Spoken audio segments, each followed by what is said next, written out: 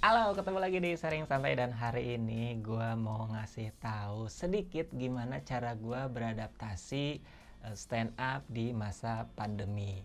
Jadi gimana caranya gue ngehandle job-job stand up yang datang di masa-masa seperti ini.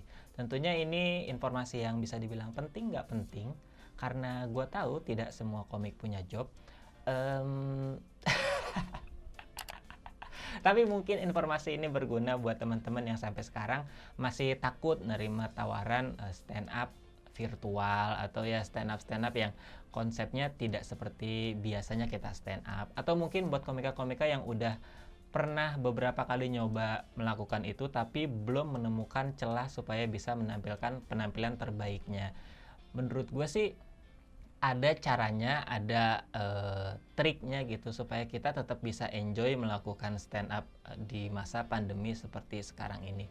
Karena gue sendiri sering gitu nonton kontennya komik-komik lagi ngobrol, wawancara gitu. Terus kalau ditanya gimana stand up di masa seperti ini, stand up virtual gimana?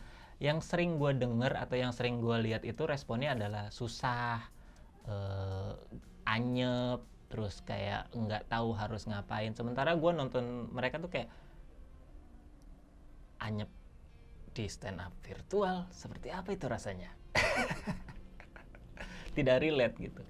Karena beruntungnya gue punya beberapa senjata, bukan senjata ya, beberapa kebiasaan yang memang mendukung gue untuk bisa tampil nyaman di masa-masa seperti ini gitu, tampil virtual, tampil ngomong sendiri dengan kamera kayak gini. Mungkin buat orang-orang yang ngikutin gua, nggak ada yang ngikutin ternyata. Buat teman-teman yang follow Instagram, Twitter, atau bahkan YouTube gua tuh dulu banget di awal-awal pandemi bilang bahwa gua nggak bisa ngomong sendiri depan kamera kayak gini. Gua jangankan buat stand up gitu, untuk ngomong biasa aja tuh masih ragu, masih malu, nggak tahu harus ngapain.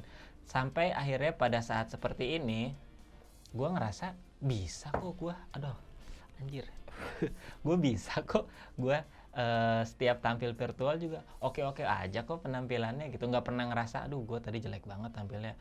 Justru malah penampilan terburuk gue di stand up virtual itu masih jauh lebih baik dari penampilan gue di off air biasa gitu. Malah gue jadi seneng gitu ada acara-acara virtual tampil dari rumah kayak gitu, seneng gitu karena ternyata gue cocok dengan konsepnya. Nah, sebelum gue bahas gimana caranya gue beradaptasi stand up comedy di masa pandemi seperti sekarang ini, kenapa harus 3 kali ngomongnya? Gue mau ngasih tahu dulu kalau di bulan Desember, tepatnya tanggal 20 Desember 2020, gue mau bikin stand up show introduction Bandung. Jadi buat teman-teman di Bandung kalau lagi pengen nonton stand up, terutama pengen nonton gua ya, silahkan dibeli tiketnya di komunitas stand up Indo Bandung. Tempatnya di The Braga by Art Hotel ya di Braga. Acaranya tanggal 20 Desember 2020, mulainya jam 7, open gate-nya jam 6.30. Informasinya bisa follow Twitter atau Instagram dari gua atau dari komunitas stand up Indo Bandung. Mantap. Oke, jadi sebenarnya itu aja sih, gue cuma pengen promo doang. Enggak. Jadi gue mau ngasih tahu gimana cara gue beradaptasi stand up di masa pandemi. Sebelumnya mungkin pengalaman gue nggak banyak-banyak amat ya, tapi banyak lah. Beberapa job yang datang ke gue di masa pandemi itu ada tiga segmen menurut gue ya, atau tiga job yang konsepnya bisa dibilang sama tapi juga agak sedikit beda gitu. Yang pertama, konsep penawaran job yang masuk di saat pandemi adalah lewat Zoom atau Microsoft Meet atau Google Meet gitu. Pokoknya kita stand up dari rumah. Itu yang pertama. Yang kedua adalah semi off air. Jadi kita diundang ke sebuah perusahaan atau ke sebuah tempat gitu yang mereka sewa untuk bikin acara, tapi penontonnya itu nggak banyak. kayak paling cuma 10-20 orang gitu, termasuk kru, kameramen. Nah selebihnya penontonnya itu via Zoom, via Google Meet, atau via websitenya mereka gitu. Jadi ada dua penontonnya, ada yang di hadapan kita yang 10-20 orang itu, ada juga yang di rumah mereka masing-masing. Dan yang ketiga, konsep penawaran yang datang ke gua jobnya adalah berupa tapping. Tapping tuh kayak kita di sebuah studio atau di kantor gitu, direkam, habis itu rekamannya akan tayang entah itu di YouTube, entah itu di website di hari yang mereka tentukan. Jadi ada 3 job yang agak berbeda tapi juga mirip-mirip konsepnya yang datang ke gua di saat pandemi. Yang pertama stand up dari rumah via Zoom, yang kedua semi off air, yang ketiga tapping. Menurut gua dari ketiga job ini yang paling susah itu adalah yang tapping. Yang susah aja itu yang semi off air. Yang lumayan susah awalnya itu yang di rumah. Jadi sebenarnya nggak ada yang gampang. Tapi ketika lu tahu caranya, tidak sesusah itu kok. Gampang gitu. Mungkin sebelumnya gue mau ngasih tahu dulu apa sih yang susah dari stand up di saat seperti ini. Tentunya kan kalau kita mau nyelesain masalah, kita harus tahu dulu dong masalahnya apa sih gitu, yang nggak bisa kita handle apa. Dari yang paling gampang dulu deh, dari misalnya kita stand up di rumah via Zoom gitu atau Google Meet lah segala macam gitu. Pokoknya kita stand up sendiri di rumah gitu. Yang susah adalah kita harus mempersiapkan teknisnya sendiri. Buat orang-orang yang tidak tidak invest peralatan atau hal-hal yang dibutuhkan secara teknis untuk merekam gitu, mungkin ini akan menjadi PR gitu. Karena kan kalau lu shoot pakai handphone doang, itu kualitasnya juga agak kurang bagus. Apalagi kalau misalnya lu pasang harganya mahal tapi kualitas videonya kok cuma dari handphone doang ya gitu, jadi tidak imbang gitu. Makanya buat gue sendiri yang pertama itu, kalau lu ada tawaran job stand up dari rumah, yang pertama harus diinvestasikan adalah peralatan-peralatan untuk memenuhi kebutuhan lu stand up dari rumah gitu. Kayak misalnya kamera, terus laptop PC gitu, internet, atau ruangan, atau lampu-lampu, mikrofon gitu, atau headset gitu. Di awal-awal gue melakukan stand up virtual, modal gue juga cuman handphone doang gitu, modal handphone. Tapi gue pakai pakai headset Bluetooth gitu. Jadi nggak perlu ada kabelnya, jadi tinggal masukin aja ke kuping, gue bisa denger, bisa ngomong juga. Dan kebetulan headset Bluetoothnya lumayan bagus suaranya, jadi meskipun tampilannya dari HP kan kelihatan ya, kalau di Zoom tuh kalau misalnya lu dari HP doang tuh nggak 16:9 gitu hitungannya, tuh kayak setengah gini kan, kelihatan lah kalau lu zoomnya pakai handphone gitu. Nah dari situ begitu dapat job, gue investasikan lah sedikit uang gue itu untuk mulai membeli alat-alat perekaman gitu. Gue udah punya kamera, cuman kamera gue nggak bisa di-flip ke depan gitu. Akhirnya gue beli monitor supaya gue sambil stand up ngeliatin kamera, gue bisa ngeliat juga gue gimana sih penampilannya gitu, rambutnya bagus nggak gitu, atau bajunya miring nggak gitu. Jadi sambil stand up bisa sambil mengkoreksi penampilan juga, karena kan itu yang dilihat sama penonton di rumah gitu, cuman sekotak layar itu doang. Terus gue juga beli lampu-lampuan biar terlihat terang gitu, biar nggak noise segala macam. Sama beli mikrofon Saramonic, ini diracunin Cing Abdel supaya lebih bagus aja kualitasnya. Itu dari segi teknis yang pertama gitu. Yang kedua adalah lu memanage penampilan lu sendiri. Sebenarnya ini turunannya dari teknis gitu. Lu udah punya alat-alatnya, lu udah siap dengan semua equipment yang dibutuhkan untuk lu stand up virtual, kayak wifi lu kenceng gitu. Yang perlu dipersiapkan lagi adalah lu bisa nggak mengaplikasikan semuanya sendiri gitu. Kalau emang belum bisa, ya mau nggak mau lu ngundang orang untuk megangin kamera lah, ngeliatin PC atau laptop lah, terus kayak ngatur angle lah, lampu lah. Lu perlu ada orang yang bantuin itu. Tapi karena gue udah bisa sendiri, jadi semua gue kerjakan sendiri. Dan penghasilan gue dari stand up virtual, gue makan sendiri. Itu susahnya stand up virtual. Selebihnya Paling ya secara apa ya, masalah-masalah di luar teknis kayak mati lampu. Gue pernah sekali mau stand up sore-sore, terus tiba-tiba mati lampu, bingung tuh setengah jam mau stand up mati lampu. Untungnya kamera gue udah disetting untuk bisa hidup dengan power bank gitu. Terus kayak internet gue di handphone juga bisa mendukung untuk tethering gitu, jadi nggak perlu wifi juga nggak apa-apa. Cuma masalahnya adalah di lampu gitu, karena lampu kan pakai listrik gitu. Akhirnya ya gue harus buka-buka jendela, terus gerah gitu, AC mati. Itu beneran teknis juga yang harus dipikirin, gimana caranya lu menghandle kalau tiba-tiba mati listrik. Gue sih kepikiran kalau job gue banyak, gue mau beli genset ya. Sama sekalian bikin wahana di belakang biar kayak Dufan rumah gue. Tapi ya itulah permasalahan di stand up dari rumah. Yang kedua yang paling susah adalah stand up semi off air. Semi off air itu penontonnya ada tapi sedikit, dan sisanya adalah penonton di rumah yang nontonnya streaming gitu, via Zoom, via Microsoft Meet dan lain sebagainya. Ini menurut gue lebih susah karena kalau lu tampil di rumah, lu cuman fokus sama apa ya? Sama penonton yang ada di Zoom doang gitu. Kan kalau gue ngakalinnya misalnya kamera di depan gue, terus monitor tuh di atasnya kamera. Nah di atasnya monitor itu adalah laptop, biasanya gue naruh gitu. Jadi gue bisa ngelihat gue sendiri, gue juga bisa ngelihat reaksi orang yang ada di Zoom gitu. Itu tuh jadi kerasa ada penontonnya. Nah sementara kalau misalnya semi off air, itu kita nggak bisa ngelihat penonton yang ada di rumah gitu, atau yang nonton streaming. Kita cuma bisa fokus sama penonton yang ada di depan, yang mana itu sedikit banget jumlahnya, cuma 10-20 orang. Ada juga paling kameramen, mereka tidak akan membantu Anda tertawa gitu. Terus sekalinya yang nonton pun paling bos-bos, yang dimana kalau bos-bos besar gitu kan ketawanya juga nggak gede-gede banget.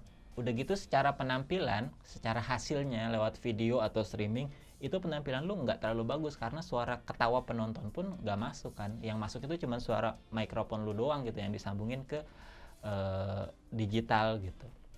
Jadi menurut gue susah. Yang pertama susahnya adalah lu harus membagi fokus.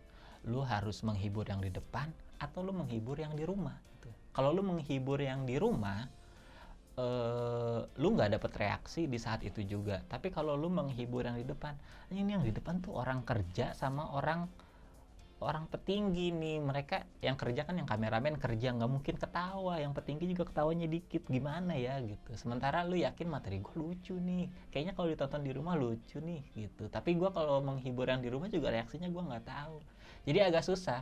Dan yang kedua yang nggak enaknya kalau tampil semi outdoor gitu, udah tampilnya susah, pas pulang kita harus pamitan. Jadi kan kalau tampilnya di rumah lucu nggak lucu tinggal live aja kan. Kalau di sana kan lucu nggak lucu kita harus pamitan. Jadi agak susah gitu. Mana kadang duitnya belum lunas kan. Jadi susah. Nah yang ketiga yang paling susah adalah tampilnya tapping. Gua berapa kali ya tampil tapping, 3 atau 4 kali gitu stand up tapping. Jadi kita datang ke sebuah tempat studio gitu, jadi ada tim IO yang ngerekam acaranya. Mereka tuh beneran kerja, mereka tuh nggak ketawa gitu. Kalau yang semi outdoor tuh penontonnya masih ada yang ketawa, walaupun kecil suaranya, walaupun nggak kedengeran ke videonya, masih ada yang ketawa, reaksinya masih bisa kita lihat. Tapi kalau misalnya di tapping gitu, kayak gue pernah di studio mana ya, Pasar Minggu apa gitu, studionya gede banget, green screen. Itu mah studio yang memang buat konser-konser gitu, yang memang lega gitu. Nah si tim produksinya itu jaraknya tuh jauh banget gitu, kayak jaraknya nggak yang hadap-hadapan sama kamera gini, tapi beneran jauh gitu. Terus mereka juga pakai apa, headset gitu, ngehandle memonitoring audio gitu. Itu tuh jadi keberadaan mereka tuh nggak gua rasain sama sekali. Jadi itu susah banget. Sementara kita harus fokus sama penampilan, emosi harus terus dijaga. Jadi itu berat. Dan yang paling berat adalah kalau yang menghandle tapping itu adalah orang yang tidak tahu stand up comedy itu seperti apa. Gue pernah sekali tampil tapping di sebuah perusahaan tentunya. Gue tampil tuh 2 kali gara-gara mereka butuh cus gitu. Jadi treatment yang mereka kasih ke gue sama seperti treatment yang mereka kasih ke MC. Jadi kan kalau MC kan gitu, misalnya bacain, aduh tadi kurang semangat ya, nadanya harus naik gitu lagi ya, diulang ya sekali lagi cus gitu. Perlakuannya sama ke gue kan stand up ya, maksudnya gue latihan sehari sebelumnya untuk tampil 1 kali gitu. Kata gue kalau tampil belibet pun, gue kalau tampil ada yang lupa, kalau gue ngeblank pun, itu akan gue handle di saat itu juga, nggak perlu di tag ulang. Sementara mereka maunya, gawan di tag ulang aja yuk. Kata gue materinya sama dong gitu. Terus responnya juga pasti bakal beda dong. Misalnya gue juga bawainnya bakal beda, emosi gue tampil untuk yang kedua kali dengan materi yang sama juga pasti beda, karena yang kedua pasti gue emosi banget, orang suruh ngulang kan. Dan dari situ gue kalau dapet job lagi yang sifatnya tapping, gue akan bilang ini stand up comedy adalah penampilan 1 kali gitu. Lu harus prepare semuanya. Kalau misalnya ada yang gangguan-gangguan secara audio, ya tolong gitu di studionya jangan terlalu banyak orang. Kalau memang lu nggak pengen bantu ketawa, ya lu jangan ganggu penampilan gua gitu. Jadi dari situ belajar lah, oh ternyata kalau di situasi seperti ini harus ada peraturan gini ya. Takutnya memang IO-IO-nya juga banyak yang belum tahu, dan gua nggak bisa nyalahin juga. Jadi waktu itu gua tampilnya 2 kali tapi dibayarnya sekali. Brengsek juga. Mana pas gue lihat tampilan yang nggak bagus lagi. Dan itulah permasalahan-permasalahan atau kategori-kategori job yang gue terima di saat pandemi. Nah, gimana cara gue beradaptasi sama job-job seperti itu? Apa yang gue lakuin? Apa yang seharusnya stand up comedian itu persiapkan untuk bisa nyaman tampil di kondisi seperti itu? Yang pertama menurut gue, kalau lu mau tampil di virtual, penontonnya tidak langsung berada di lu. Ini gue generalisir, generalisir aja ya, maksudnya. Ya kita stand up tapi penontonnya nggak ada gitulah. Kalau semi off air pun anggaplah penonton itu tidak ada gitu, karena sedikit juga, nggak ngaruh-ngaruh amat gitu. Gimana caranya menghandle itu? Kalau gue yang pertama, fokus penampilan kita cuman akan dinikmati oleh kamera yang kecil gitu, yang cuman master doang kan. Kalau zoom kan ini kan kameranya master doang kan, nggak ada cover, nggak ada misalnya close up gitu. Lu nengok gini juga belah sini lu nggak kelihatan gitu. Kalau lu nengok sini belah sini nggak kelihatan. Kalau nangap juga ini jidat lu nggak kelihatan gitu. Jadi lu harus sadar itu bahwa lu tuh dilihat sama orang cuman master doang nih. Jadi lu nggak boleh gerak terlalu berlebihan, cuman memang fokus aja. Nah, untuk mengakali itu gimana caranya bisa membawakan materi sementara kita nggak boleh banyak gerak? Perbanyaklah materi-materi verbal.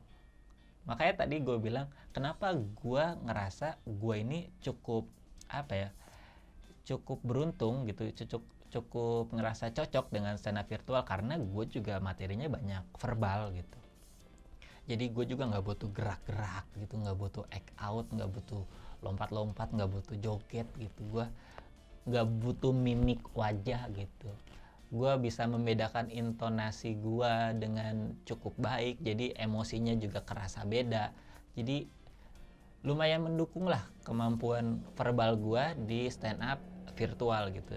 Nah, buat teman-teman atau komik-komik yang pengen tampil bagus, mungkin salah satu caranya yang pertama adalah perbanyak materi virtual di set yang mau lu bawain secara materi verbal yang mau lu bawain secara virtual gitu. Verbalnya itu menurut gue juga jangan terlalu sulit, harus verbal yang mudah dicerna sama orang gitu. Verbal yang gampang, yang cepet nangkepnya. Kan ada beberapa materi verbal juga yang kayak ada callbacknya gitu, ada misalnya analogi yang jauh gitu, yang jelimet gitu. Gue juga kadang materi-materi yang kayak gitu meskipun punya, nggak gue bawain di virtual, gue bawainnya yang gampang-gampang aja gitu, yang yang cepet gitu, yang orang nangkepnya ini gitu. Supaya penonton yang lagi nonton di rumah pun, mungkin kan mereka juga nonton sambil punya kesibukan ya, kadang ada yang nenangin anaknya gitu, ada yang mungkin diajak ngobrol juga sama orang sebelahnya, atau misalnya juga dia sambil kerja, sambil main handphone. Jadi kalau materinya terlalu ribet, meskipun verbal, jadinya susah diterima gitu. Yang kedua yang perlu dipersiapkan untuk tampil di stand up virtual, menurut gue selain materi verbal, kita juga harus nyiapin kayak materi situasional atau gimmick-gimmick situasional yang yang yang cukup cukup relate gitu sama audiens yang lagi nonton. Kayak misalnya kalau gue tampil di rumah nih kayak gini, gue tuh opening gue selalu yang sebuah kehormatan saya bisa hadir di rumah saya sendiri gitu. Itu kan sebenarnya juga setup dan punchline gitu, yang biasanya kalau di acara off air gue akan bilang sebuah kehormatan saya bisa tampil di sini gitu. Tapi karena gue tampil di rumah, ya sebuah kehormatan bisa tampil di rumah saya sendiri. Enak ya stand up virtual gitu, nggak perlu rapi-rapi, nggak perlu mandi, nggak perlu wangi-wangi, job dateng, parfum awet gitu-gitu. Itu jok-jok situasional yang gua dan penonton tuh sama-sama ngerti situasinya gitu. Harus diperbanyak jok seperti itu, meskipun kesannya kayak kayak tipis-tipis gitu, cuman selipan-selipan doang. Tapi tipis-tipis itu kalau diselipkan di tempat yang tepat, itu akan berefek luar biasa loh. Jadi daripada lu opening langsung nyari yang lucu, mending sih kalau stand up virtual langsung nyari yang deket dulu, yang gampang dicerna orang dulu, yang situasional dulu. Kayak misalnya gue selalu nonton dulu nih kalau misalnya acaranya dia acara ulang tahun gitu atau awarding di Zoom gitu, gue akan nonton minimal setengah jam sebelum gue tampil. Gue harus tahu dulu situasinya seperti apa, MC-nya tuh kayak gimana, tadi tuh acara apa sih. Kalau misalnya awarding kan siapa tadi juaranya, siapa yang nggak juara, bisa dibahas apa enggak. Jadi joke situasional itu penting banget, dan gue ngerasa balik lagi gue beruntung cocok dengan konsep seperti itu, karena gue pun setiap stand up misalnya di open mic sebelum gue tampil, gue akan merhatiin dulu sebelum penampilan gue tuh yang tampil siapa ya, tadi dia bahas materi apa ya, ada yang bisa gue ledekin gak ya dari dia. Dan itu kepake banget di saat seperti ini. Jadi semakin banyak jokes yang mudah relate sama audiensnya, penampilan lu akan jadi semakin baik. Dan semakin baik penampilan lu di awal, maka semakin mudah penampilan lu setelahnya gitu. Itu yang kedua. Yang ketiga, untuk menyiasati tampil virtual, menurut gue, gue lupa. Karena ini berhubungan dengan persiapan, gue bikin video ini juga ada persiapannya tuh. Gue nggak bisa kayaknya kalau nggak ada persiapan apa-apa. Oh iya ini. Yang ketiga adalah berusaha untuk stay on the beat. Apa ya istilahnya? Stay on the beat itu kalau bahasa gampangnya apa ya, setia dengan emosi penampilan. Aduh, apa sih bahasanya? Stay on the beat tuh gini, misalnya ketika lu lagi tampil membawakan keresahan lu yang menyedihkan gitu, lu bawain sedih, terus tiba-tiba ada satu kata penonton ketawa.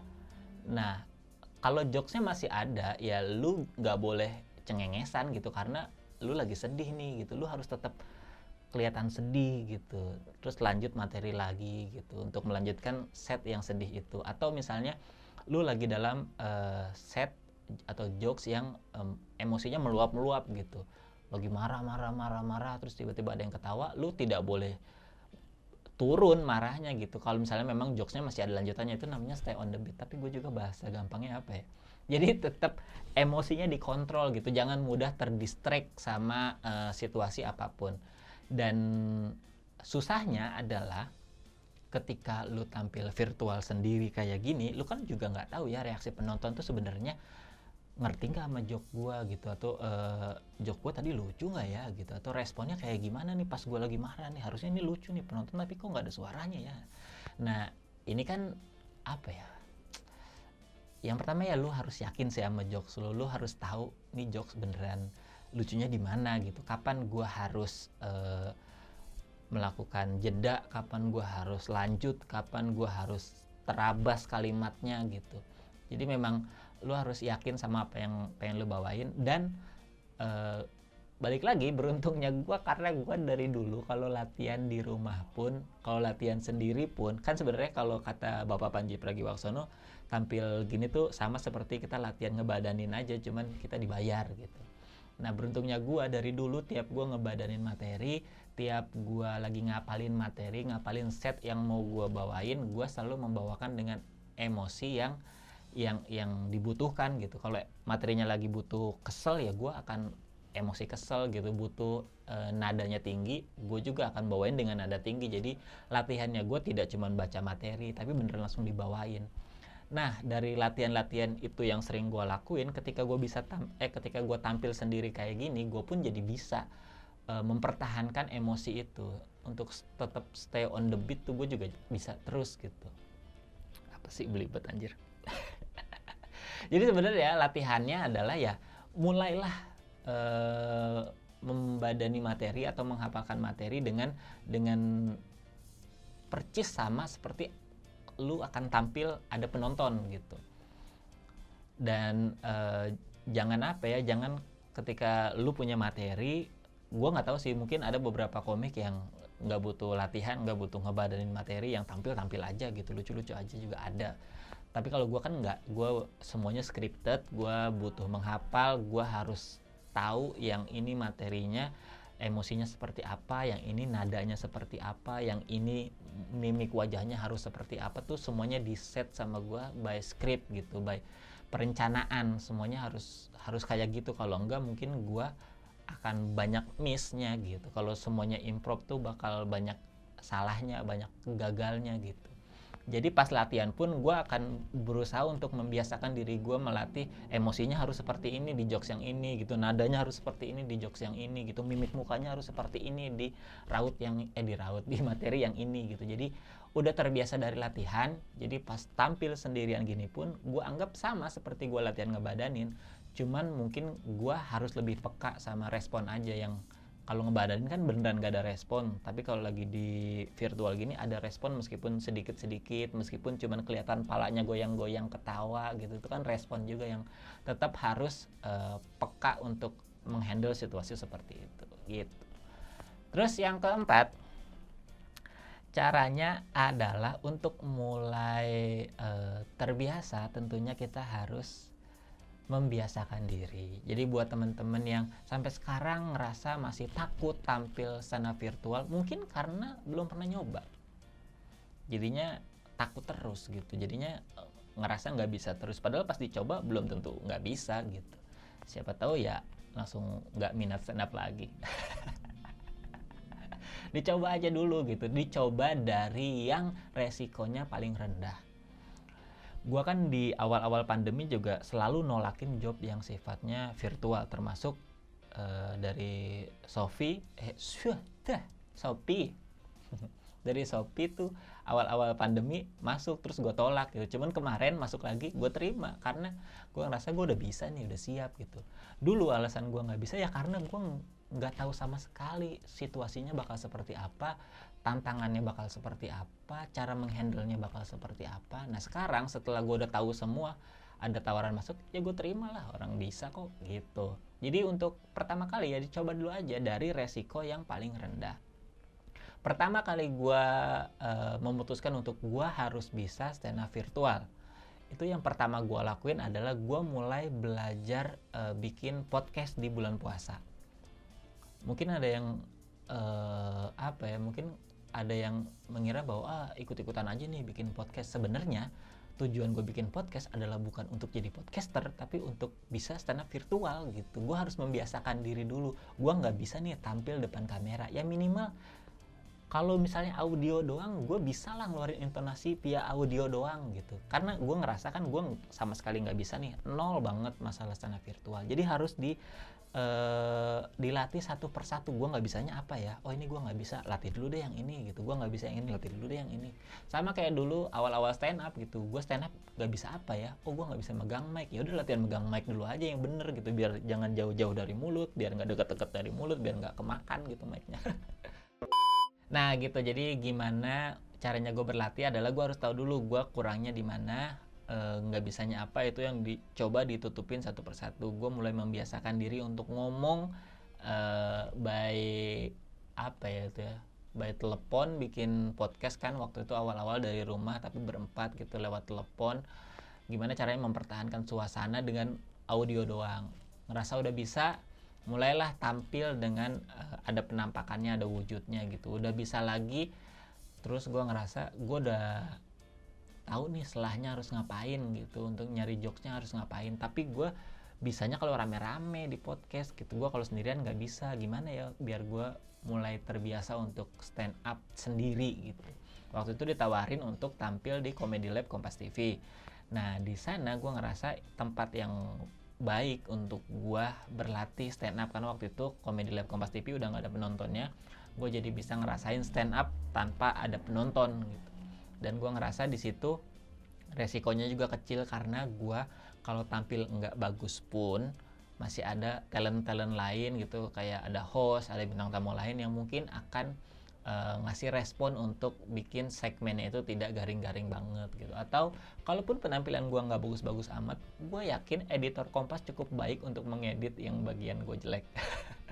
Jadi resikonya tipis. Cuman pas gue tampil di Comedy Lab, gue ngerasa penampilan gue lumayan oke gitu. Gue ngerasa nyaman tampil 5 menit sampai 7 menit pakai materi yang gue persiapkan. Meskipun ada belibetnya, meskipun ada skipnya, meskipun ada kecepetan gue ngomong karena yang memang belum terbiasa, tapi gue ngerasa udah bisa nih gue stand up sendiri tanpa penonton gitu.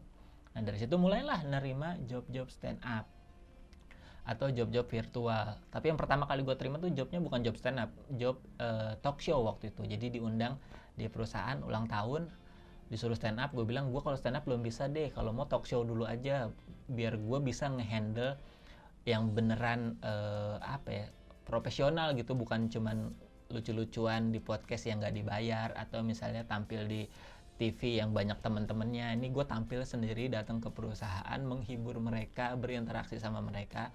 Tapi gue kalau stand up belum berani gitu, talk show aja, tapi pertanyaannya mengarah ke materi-materi stand up gue. Jadi pas gue jawab, gue bisa ngeluarin materi gitu. Jadi orang taunya, iya ditanya jawabannya lucu gitu. Padahal mah yang gue jawab ya materi stand up gue gitu. Nah dari situ ngerasa oke penampilannya, gue makin pede sama apa, oh gue bisa nih, gue harus mulai untuk beneran nerima job stand up sendiri. Habis itu mulailah stand up sendiri, dan sampai sekarang sudah terbiasa gitu. Oh gini ya caranya, oh gini ya, oh nggak boleh gini ya gitu, oh harus gini ya gitu. Nah mungkin itu sih yang keempat, cara untuk berlatih. Jadi lu harus tahu kekurangan lu di mana, lu nggak bisa nyapa, lu tutupin satu persatu.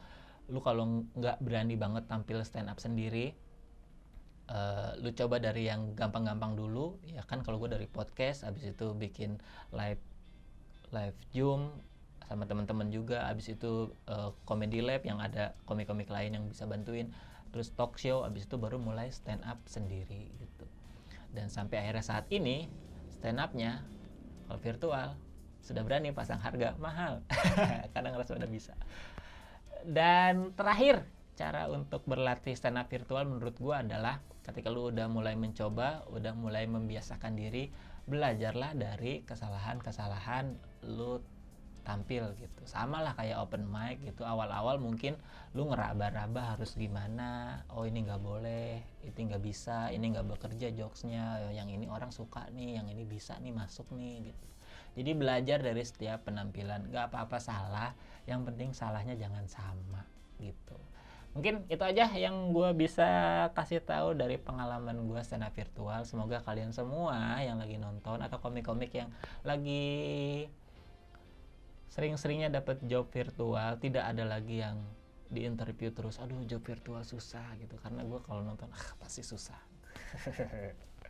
Jadi semoga semuanya lancar lah. Karena waktu itu gue sih mikirnya gini ya, kalau gue terus-terusan nggak mau nyoba stand up virtual, sementara pandemi juga kita nggak tahu kapan selesainya, job yang normal juga kita nggak tahu kapan bisa ngerasain lagi. Jadi ya mau nggak mau kita harus bisa beradaptasi, karena kan salah satu kemampuan hidup manusia adalah beradaptasi dengan lingkungan dan keadaannya. Jadi jangan jadi manusia yang tidak sempurna, yang tidak bisa beradaptasi gitu. Gila, kata-kata gue keren banget, anjing.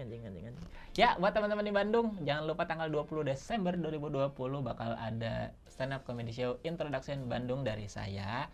Tiketnya udah bisa dibeli, informasinya bisa dicari di Twitter dan Instagram saya dan Stand Up Indo Bandung. Nanti ada openernya Gusman Sige, Kamal Ocon, Tamarandi, dan MC-nya Kun Kurniawan. Harga tiketnya 150.000. Kenapa mahal? Karena nyari tempatnya susah yang murah. Jadi 150.000 tapi kamu sudah dapat minum. Jadi kamu tidak usah beli minum, tidak usah jajan. Kita sudah sediakan minum 150.000 hanya untuk 100 orang penonton aja. Jadi silakan dibeli tiketnya, dihabiskan tiketnya biar saya bisa fokus sama materinya. Ya udah, makasih buat teman-teman yang udah nonton. Semoga sehat terus dan sampai jumpa.